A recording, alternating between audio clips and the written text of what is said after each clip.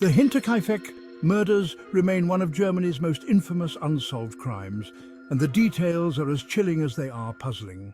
The Gruber family lived on a small, isolated farmstead called Hinterkaifeck, about 70 miles north of Munich.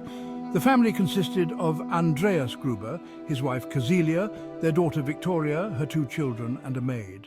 Days before the murders, Andreas began noticing strange things around the farm. Footprints were found in the snow leading to the house, but none leading away.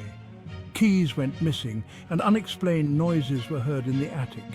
These eerie signs were dismissed by the family as mere paranoia. Then, on the night of March 31st, 1922, something horrific occurred.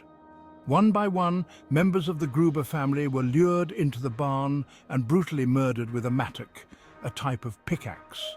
Victoria, her parents and her daughter were found with their skulls crushed. The maid and Victoria's son were also murdered inside the house. The most disturbing part, the killer or killers didn't leave immediately.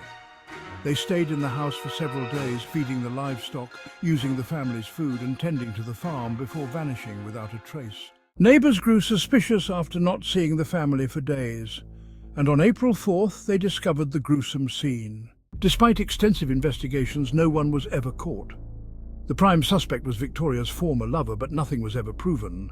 The case went cold, leaving behind a legacy of horror and unanswered questions. What makes the Hinterkaifeck murders so disturbing is not just the brutality of the crime, but the eerie details leading up to it. The footprints, the sounds in the attic, the missing keys, all signs of an intruder lurking in the shadows, watching the family for days before striking. Even more terrifying is the fact that the killer likely remained in the house with the bodies for days after the murders, calmly living amongst the dead.